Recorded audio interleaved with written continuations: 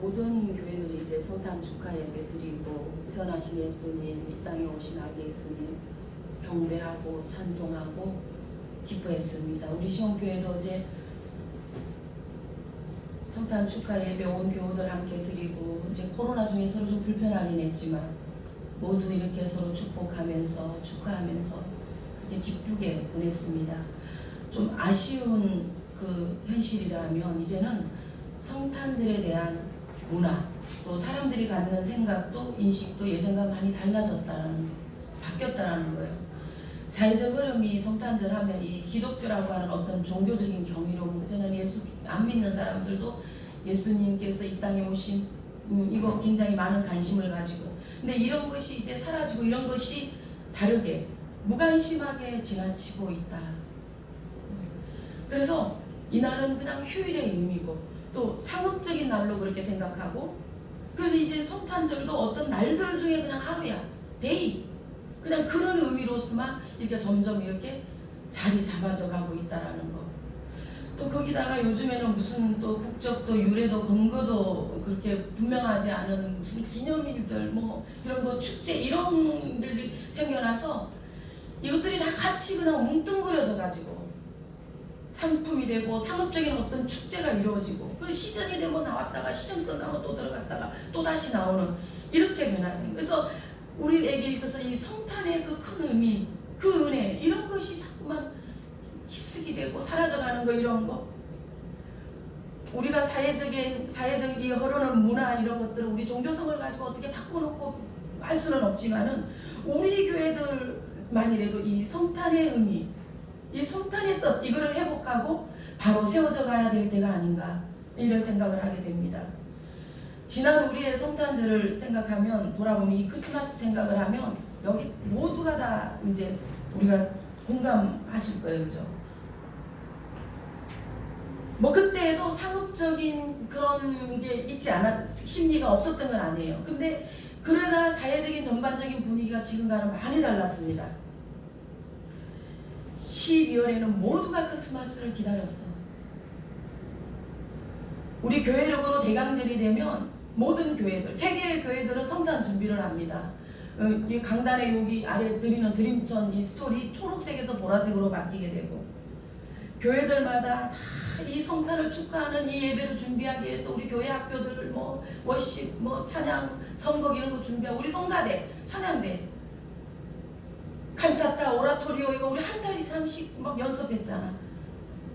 축하 찬양 예배 이거 준비하느라고 이렇게 쭉 했던 거예요. 성탄 전야가 되고 크리스마스 이브가 되면 교회는 물론 모든 곳이 다 축제였었어요. 그때는 제가 어릴 때 기억인데 성탄이 가까워지면 성탄 때는 어두운 곳이 없었던 것 같아요.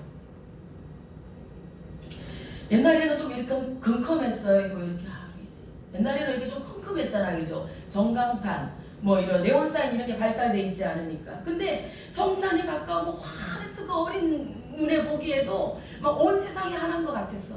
뭐 크리스마스 추리 이런 거 반짝반짝하고 이런 거 있어요. 어떤 효과였는지 모르지만 이렇게 성탄은 아름답고 사랑이 있고 나눔이 있고 기쁨이 있었습니다.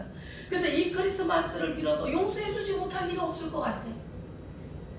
크리스마스에는 내가 좋아한다고, 좋아하고 있었다고 고백도 할 수 있을 것 같고, 크리스마스에는 서로 화해하자고 이렇게 말할 용기도 있고, 이렇게 사람들의 마음을 너그럽게 하고 넉넉하게 했던 이 성탄, 모든 사람들에게 축복이었죠. 이날은 믿지 않은 사람들, 이 교인들 아닌 사람들도 메리 크리스마스, 노엘 막 자기들끼리 이렇게 인사하면서 서로 축복하고, 그날만이라도 모두는 행복하기를 원했습니다.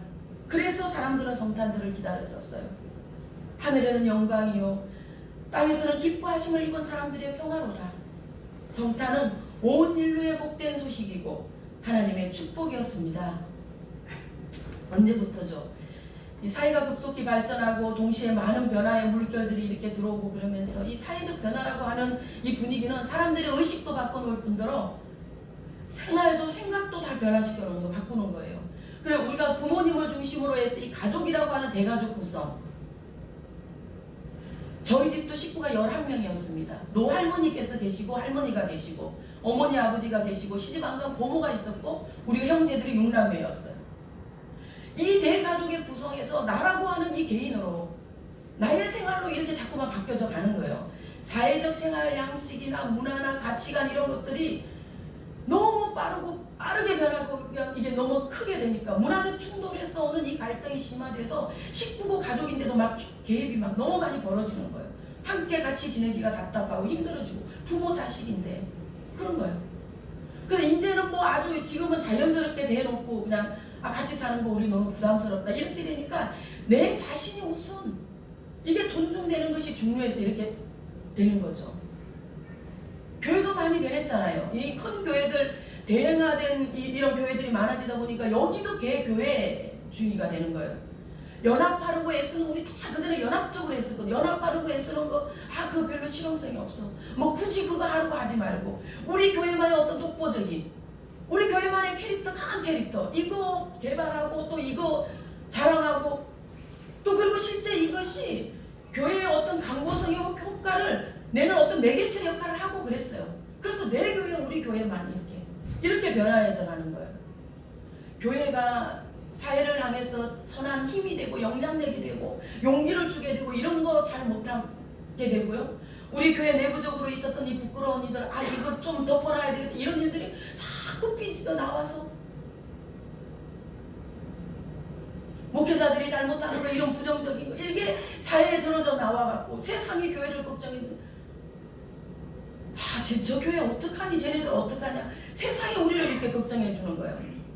과거에 그래도 세상이 우리를 통해서 우리를 향해서 이렇게 다르다 저 사람들 좀 너희들 예수쟁이잖아 다르잖아 그리스도인이야 이렇게 구분해 줬었는데 이제는 우리 종교를 믿어주려고 하자고 신뢰를 잘 안 하려고 그래. 그 특별함이 점점 사라져가고 있기 때문에 그렇다라는 거예요. 이게 안타까움이죠. 성탄절이 세상과 함께 그렇게 기뻐하고 함께 누릴 수 있었던 축제였다 그랬잖아요. 그죠? 지치고 힘들었던 수많은 사람들에게까지 성탄에는 위로와 힘이 되어줬던 그런 감정의 공유가 있었는데 이게 퇴색되고 이것이 점점 세상 속으로 확산되고 전파되고 이게 장대해 가야 되는데 사라져가고 있는 거. 이제는 어떤 이런 공유가 되지 않아. 이제는 이런 부분들이 굉장히 변해가는 부분이고 우리가 안타까워하는 부분이죠. 교인들의 신앙의식과 신앙관도 많이 달라졌어요. 아시죠? 우리 언제부터 일반 신방 없어진 거. 특별 신방만 있는 거예요. 특별한 집에만 가겠다. 와달라고 하는 집, 특별한 일이 있어서 오는 거 싫어해서 이거 없어진 거거든요. 뭐 법적으로 없어진 게 아니라 암묵적으로 없어진 겁니다. 그래서 몇 주씩 예배 안 나와도 신방 가지 않아. 지금은 토 가시겠죠 부목사님들이. 집사님 교회 안 오셨네? 헐? 이런 거. 이 특별한 일이라는 것이요. 저희 이번에 48평으로 신도시 이사갑니다. 특별한 일이죠. 우리 손자 돌이에요. 우리 남편이 성진했습니다. 특별한 일입니다. 목사님 신방 가셔야죠. 축복하고 기도하고 감사하고 하나님께 영광 올려드려야죠. 근데 반대적인 특별한 일은 어떻게 해요? 말도 꺼내지도 못해 이건. 우리 남편 부도 났습니다. 이런 특별한 일은 말할 수가 없는 거예요. 신방 못 받는 거예요. 받지 말라는 게 아니라 내가 말할 수가 없어 이게. 형평성이 맞지 않아. 특별함이라고 하는 것이. 여튼 그래서 신방은 점점 우리에게서 그냥 멀어진 거예요. 어디 가 신방 가는데 무슨 특별한 일이 있어. 아니 지난주에 그 집사님 교회 안 나오셨길래 그랬더니 어이? 신방하는 게 촌스럽게 여기더라고. 제가 7, 8년 전에 끝까지 신방하는 고수, 신방을 고수하는 교회를 섬긴 적이 있었습니다. 이 백석교단 교회였는데 이 목사님 불도저였었어. 전 직원들을 신방 다 돌리는 거예요. 여기 어디냐면 인천 송도 경제자유구역. 이거 정말 거기 특별한 곳이더군요. 거기가 한수만 그 집사님 교회 안 나오면 다 보내는 거, 신방을 보내는 거, 그 담당 교구 얼마나 많은 에피소드가 있었겠습니까? 그러니까 불러내든지 쳐들어가든지 하루 종일 경비실 앞에서 벌벌 떨고 서 있든지 가야 되는 거야. 이 주일날 1,500명 정도가 예배 출석하는 교회인데 뭐 좀 안 해도 될 것 같은데 목사님께서는 성도들이 주일날 예배하지 않는 것을 견디지 못하게 하는 거야. 고향에 부모님께 갔어요. 그러면 그 목사님께 가서 예배 드렸냐 안 드렸냐 그거를 전도사들을 확인하게 하는 거. 근데 그때 깨닫고 느꼈어요. 아, 이거 신방만 한 게 없구나. 뭐 그냥 뭐 교역자들이 신방 가고 그러니까 우리 집에 오는 거 너무 싫고 귀찮고 막 그래서 억지로 교회 나와서 앉아 있든지 어쩌든지 그렇게 하면서 그 믿음이 세워져 가는 것을 봤거든요. 그렇지만 교회가 이렇게 자꾸만 그런 것들을 정리하고 그런 것들을 이제 안 하게 되는, 이렇게 이제 변해져 간다라는 거죠. 성탄절의 의미는 교인들에게도 이제 휴일의 의미예요. 휴일 맞죠? 빨간 것이 휴일이에요. 그래서 이날에 우리만이라도 더 기뻐하고 하나님을 더 경배하고 찬양하고 이렇게 해야 되는데 뭐 이런 일들은 조금 빨리 마치고, 그리고 어떻게 내가 이 시즌을 잘 보낼 수 있을까? 나를 힐링하는데 좀 이 시간들을 보낼 수 있을까? 뭐 지금이야 코로나로 우리가 발이 묶이고 이렇게 자제하고 있지만 크리스마스 휴일 뭐 이거 연휴 패키지 이런 거 공항이 얼마나 러시를 이뤘었어요. 그 기독교인들이 굉장히 많았거든요. 지금 우리의 사회 구조가 쉴 새 없이 일하고 경쟁 사회에서 일하고, 누가 일 안 하는데 돈 주고 급여 줍니까? 너무 힘들어. 사회생활 하는 것도. 휴일의 개념 굉장히 중요해요. 아니 뭐 언제 쉬겠어, 그죠? 이해는 됩니다. 이해는 해요. 근데 우리가 이렇게 자꾸만 소홀하게 되고 이 귀한 일들을 우리가 자꾸만 이렇게 세상의 물결 가운데 우리도 그렇게 그냥 흘러가게 흘러보내게 되는 것이 변한다라는 것이죠. 성탄은 하나님께서 이 땅에 이 세상에 주신 가장 큰 이슈예요. 하나님께서 사람으로 오셨다. 하나님이 누구신데 어떻게 이런 일이 있을 수가 있냐는 거죠. 가장 위대한 선물입니다. 이거. 이 소식을 천사들로부터 듣고 주님을 맞이하고 경배한 많은 사람들이, 정인들은 그가 누구든 간에, 그가 무엇을 했고 어떤 사람이든 간에, 뭐 양을 쳤든 목자든 누구든 박사든, 이들 모두의 인생에는 어떤 터닝 포인트가 되었습니다. 예수님의 성탄이. 동방의 박사들 헤롯에게 가지 않았어요. 헤롯 왕이 오라 그랬잖아, 자기에게. 천사들의 말을 듣고 자기 길을 갔고 그들은 정인의 삶을 삽니다. 목자들 기뻐하고 찬송하며 돌아가서 전합니다. 우리 동네에 구주가 나셨다. 우리에게 오신 예수 그리스도 이 평화의 주님은 사람들이 이 평화의 가치를 청량할 수 없어서, 가치를 알지 못해서 이 큰 은혜를 입고도 영접하지 못하고 가벼이 여기고 심지어 예면하지만, 하나님께서 사람에게 오신 성탄은 세상 그 어떤 것과도 비교할 수도 없는, 바꿀 수도 견줄 수도 없는 선물이고 평화 그 자체였습니다. 하나님께서 우리에게 이것을 주셨어요. 우리가 이 사실의 정인들입니다. 큰 기쁨, 큰 위로와 평강, 이것을 주신 하나님을 찬송하고 정인의 삶으로 살아가는 것이 외려 우리에게는 자연스럽고 이것이 당연하고 이게 마땅한 것이라는 거예요. 사복음서, 이 복음서마다 예수님의 탄생에 대한 기록의 특징이 있는데요. 마태복음은 육신적인 계보에 대한 이야기를 합니다. 어떤 족보를 따라서 예수님이 오셨다, 이걸 기록해요. 그래서 아브라함과 다윗의 자손 예수 그리스도의 계보라, 이게 마태복음 1장 1절이잖아요. 아브라함과 다윗까지, 그리고 다윗에서부터 예수께서 나신까지 하나님께서 이미 많은 선지자들로 예언하신 그 예언의 성취다. 이거 구약 성경 전체를 통해서 예언하신 그 메시아가 오신 거. 그래서 마태복음의 이 말씀은 1장 21절과 23절이죠. 아들을 낳으리니 그 이름 예수라 하라. 이는 그가 자기 백성을 그들의 죄에서 구원할 자이십니다. 또 선지자로 하신 말씀을 이루러 하심이니 처녀가 잉태하여 아들을 낳았소. 그 이름을 임마누엘이라 번역하니 하나님 우리와 함께 하심이라. 이게 마태복음의 대표적인 말씀입니다. 예수님의 성탄에 대해서. 당시에는 이제 페르시아와 메데, 이 바벨론, 이 다 아라비아, 이 동방에 천문학자들이 많았다 그랬잖아요. 별을 보고 관측하는 사람들. 이들은 이 별을 통해서 이 별의 전체의 움직임을 연구하고 또 어떤 일이 있을 것이라 그것을 예지하고 예언하고, 성경에서 그 사람들을 박사라고 그랬어요. 그래서 근데 그들에게 어느 날 왕의 별이 관측이 된 겁니다. 그래서 별을 따라와서 예수님의 나심을 보고 그들이 매우 크게 기뻐하고 기뻐했다. 예수님께 경배하고 자기들이 가지고 간 예물을 예수님께 드리고, 이게 예수님 성탄에 대한 마태복음의 기록입니다. 마가복음의 특징은 또 좀 달라요. 예수님 탄생에 대한 기록이 마가복음에는 없습니다. 마가는 섬기는 종으로 오신 예수님, 여기에 포커스를 뒀어요. 그러니까 마가는 인자가 온 것은 섬김을 받으러 함이 아니요 도리어 섬기려 하고 자기 목숨을 많은 백성의 대속물로 주려 하면, 이것이 주제인 거야. 마가복음에서는. 그래서 예수님이 오셨어. 예수님이 오신 것은 섬기러 오신 것이고 죽으러 오셨기 때문에 마가복음은 예수님의 사역부터 그냥 바로 그냥 공생애부터 바로 기록을 시작하는 것입니다. 예수님 성령에 이끌려서 강야로 나가시고 금식하시고 그리고 돌아오셔서 때가 찼고 하나님의 나라가 가까웠으니 회개하고 복음을 믿어라. 이 마가복음이에요.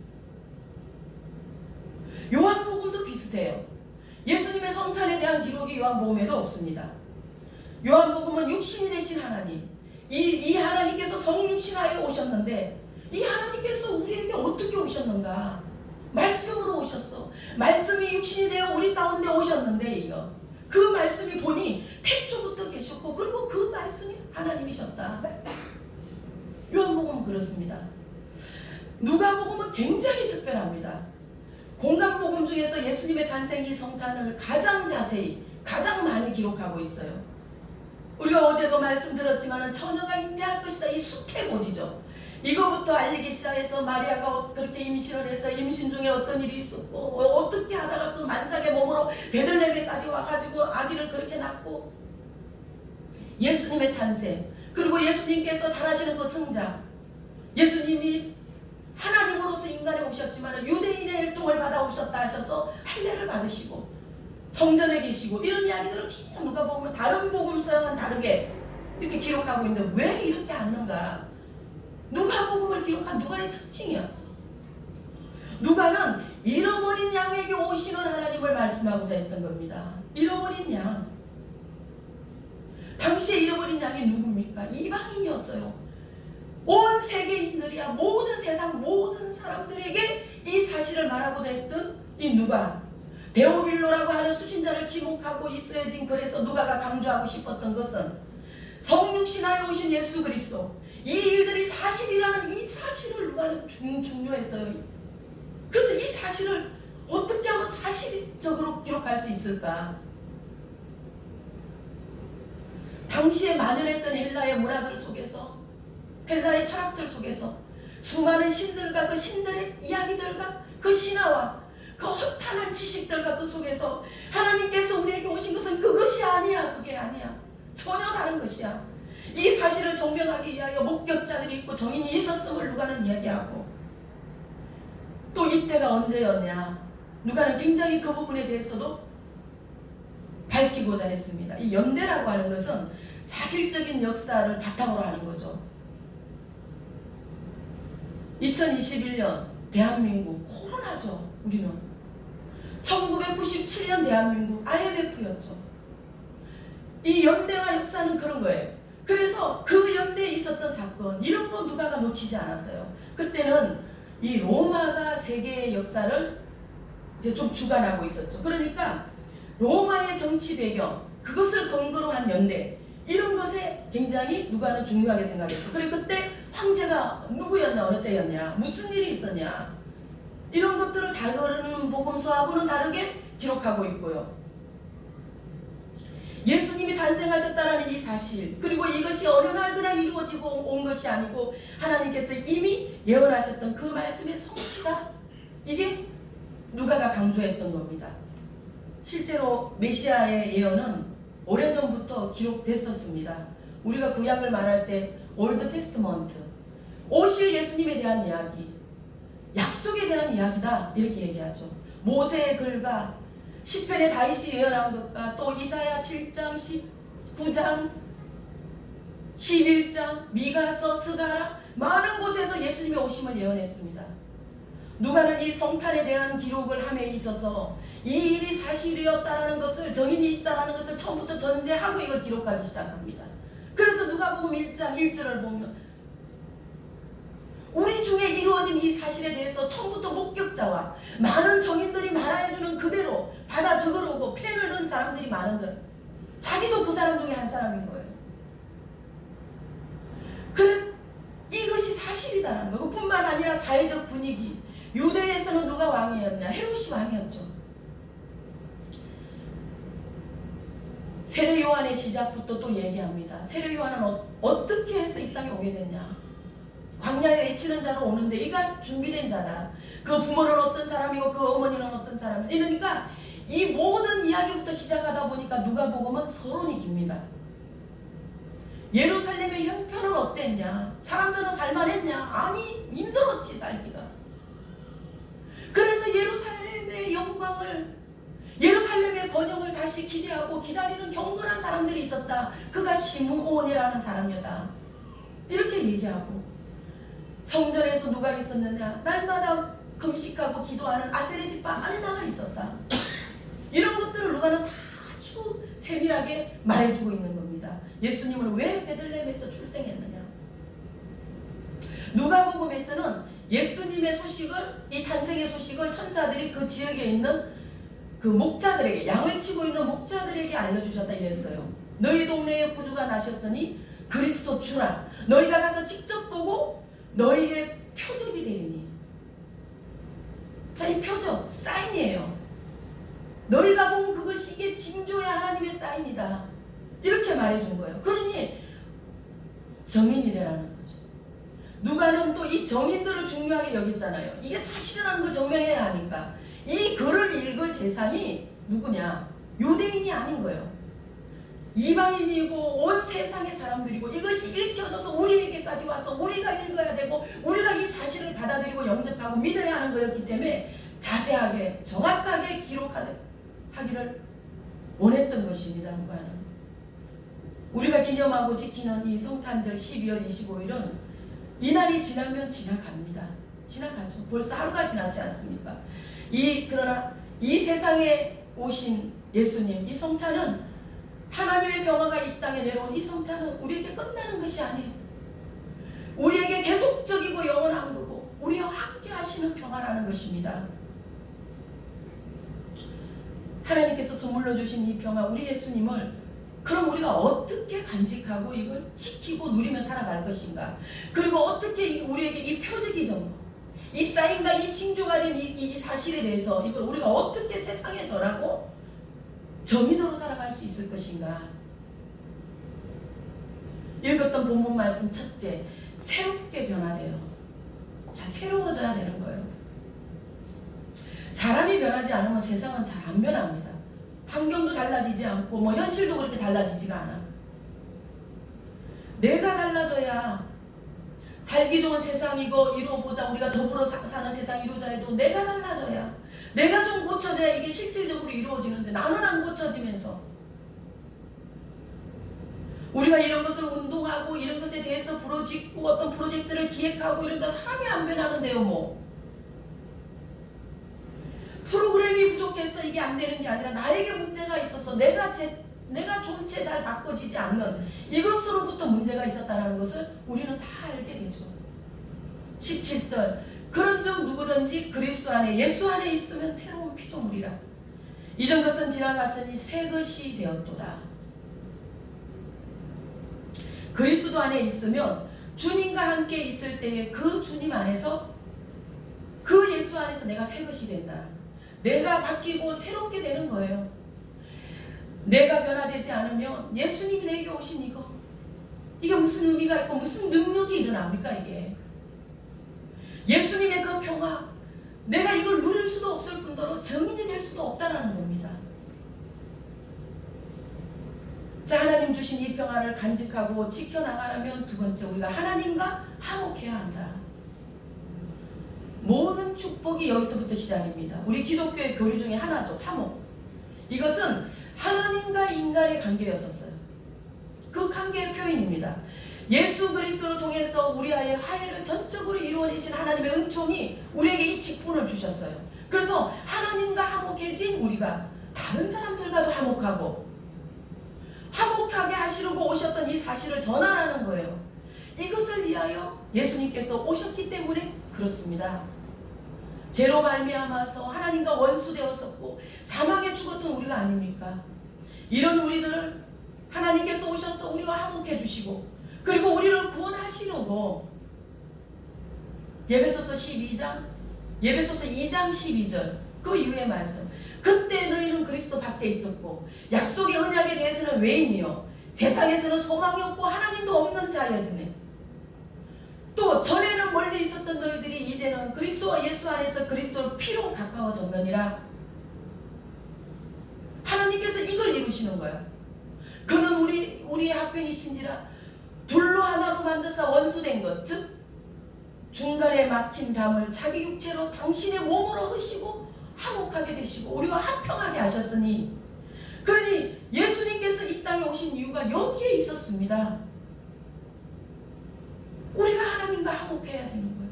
이 화목함이 우리 속에 이루어지고 가득할 때 그리스도의 이 평화 이거 우리가 누리고 이것에 대한 우리가 정인의 삶을 살아갈 수 있는 것입니다. 우리가 이 평화를 누리고 살아가기를 원하는 세 번째, 예수님의 이 평화가 세상에도 가득하게 하게 하라는 것입니다.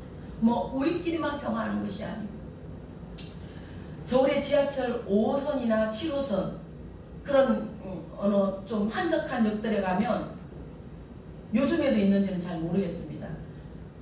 지나가면 누가 옆에 와서 어떤 자매나 형제들이 쓱 와가지고 도를 아십니까? 이렇게 물어보고 뭔 도냐 이렇게 물어보면 도에 대해서 잠깐 얘기하시겠습니까? 우리가 예수 그리스도를 전파하고 함에 있어서 우리는 이렇게 해야 될 것 같습니다. 내가 사랑하는 친구, 사랑하는 이웃들, 하나님을 알지 못하고 가야 되는 그 많은 사람들 그들에게 평화에 대해서 아냐? 얘 너 평화 알아? 우리가 평화에 대한 얘기를 해보자. 우리가 왜 이렇게 평화하지 못하는지 우리 이렇게 해야 될 것 같아요. 하나님께서 정하신 원칙은 죄는 사망이었습니다. 로마서 6장 23절이죠. 죄의 싹슨 사망이요. 하나님께서 이거 정하셨지만 하나님도 이걸 변혁하실 수가 없었어요. 그러니까 우리가 다 죄인이야. 의인은 한 명도 없어. 이렇게 죄인된 우리를 들여서나 불쌍히 여겨주시는 하나님, 긍휼히 여겨주시는 하나님께서 우리를 살리시려고 만드신 플랜이 있었어요. 죄를 알지 못하는 당신, 즉 예수 그리스도를 통하여서 무죄하심에도 불구하고 법적으로 죄인으로 삼으시고 우리 대신 죽게 하신 것입니다. 그래서 마침내 하나님과 우리 사이에 평화가 성립되었습니다. 하나님의 이 평화가 우리를 통해서 땅에 가득하게 전해야 돼. 평화에 대해서 아냐고. 이 평화의 소식을 우리가 전하고 그들에게 말해줄 수 있어야 되는 것. 이것이 우리가 이 평화를 누리며 간직하며 살아가는 것이라는 겁니다. 사람들이 행복하다 이러면 이 행복함을 느낄 수 있는 이 느끼는 필수적인 이 전제가 있습니다. 누구에게나 다. 그래서 행복하길 원하니까 이것이 이루어지는 이 필요로 하는 전제 조건 이런 것들을 채우기 위해서 열심히 해요. 이것을 위해서 인생 전체를 다 사용하기도 하고 행복해지려고 행복하려고 심지어 이것을 위해서 전쟁도 하는 겁니다. 행복을 위해서 행복을 지키기 위해서. 그럼 이 행복이 뭔가? 우리가 일생 노력하여서 행복해지기 원하는 또 인류가 늘 얻고자 하는 이 행복 이것이 도대체 무엇인가 어떤 것인가 그리고 정말 이것이 단가 전부인가 이 행복이 내가 행복하다 이러고 느끼는 그 순간이면 이게 다 되는 건가. 근데 사랑하는 여러분 하나님께로부터 온 평화가 아니면 우리는 행복하지 않아. 나는 이거만 행복할 줄 알았어. 나는 여기까지만 이루면 다 행복할 줄 알았는데 이게 지속적이지가 못해. 만족할 수 없고 영원한 것이 없으니까 우리가 붙잡으려고 애썼던 그것들은 우리를 진정 행복하게 해주지 않아.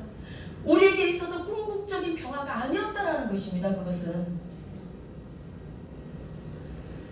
작년과 올해 이 코로나가 우리에게 오고서는 여러 모양 참 불편하고 힘들게 해요. 뭐 삶의 질의 문제서부터 시작해서 막 골고루 여기저기 다 엄한다. 우리의 예배까지 그렇습니다. 그래서 우리는 평화하지 못했고 우리는 행복하지 못했어요.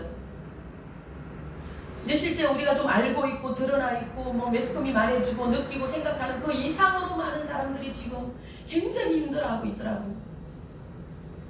우리 모두들도 다 직접이나 간접적으로 이 피해 속에 있다 보니까 행복하다, 이 느낌이 요새는 없어. 잃어버린 것 같아. 2년을 또 우리는 그렇게 보내고 있는 것이. 어떤 경우에도 마찬가지지만 지금 또한 우리가 살아가는 삶, 이 세상은 주님의 평화가 아니고서는 회복할 수가 없습니다. 최근에 우리가 겪는 일들, 우리에게 있었던 이 수많은 일들을 통해서도 그렇고 코로나라고 하는 이 질긴 공격을 통해서도 우리는 이걸 다 느꼈어. 우리는 이걸 봤어요. 주님이 아니고는 우리가 될 수가 없구나. 안 되겠구나. 예수님의 평화가 없는 세상에 전쟁 없는 날 없고요. 배부르고 잘 살고 다 번영함에도 서로 약탈하고 미워하고 욕심하고 탐욕이 많아지고, 그래서 사람들은 두려워. 그리고 공허하고, 그래서 더 자극적인 거, 더 쾌락적인 거를 찾아가는 것입니다. 채워지지가 않아서, 만족해지지가 않아서, 이거 지속적이지 못하니까 이 행복하고 행복하다고 느꼈던 이런 것들이, 이때 우리가 맞이하는 성탄의 평화, 예수님의 평화가 이 세상에 우리에게 영원한 생명이 되고 희망이 되며 어제 말씀처럼 소망이고 복음입니다. 이 평화만이 세상을, 우리를 회복하게 할 수 있습니다. 예수, 이는 그가 자기 백성을 그들의 죄에서 구원할 자이시니라. 그 이름을 임마누엘이라 하리라 번역하니 하나님이 우리와 함께 하시니라. 그의 어깨는 정사를 메었고 그 이름은 키모자라 모사라 전능하신 하나님이라 영존하신 아버지라 평강의 왕이라 할 것임이라. 이사야 9장 6절. 하나님 우리에게 주시는 이 성탄은 이 땅에 끝나지 않은 평화입니다. 그러니까 매일 그리스도의 날이고 매일 즐거운 날이야. 매일 크리스마스. 이 평화를 우리가 일평생 간직하고 누리고 정인이 되어 살기 위해서 우리가 멸하는 거예요. 우리가 주 안에서 새롭게 새로운 피조물로 도전하기를 원합니다. 하나님과 화목하기를 원합니다, 여러분. 왜? 하나님께서 화목하게 하시려고 우리에게 찾아오셨기 때문이에요. 또 예수님이 이 평화가 세상에 가득하기를 전하는 대사의 삶을 우리가 살기를 원합니다. 우리를 통해서 이 땅에 예수님의 평화가 가득하도록. 아멘. 기도하시겠습니다.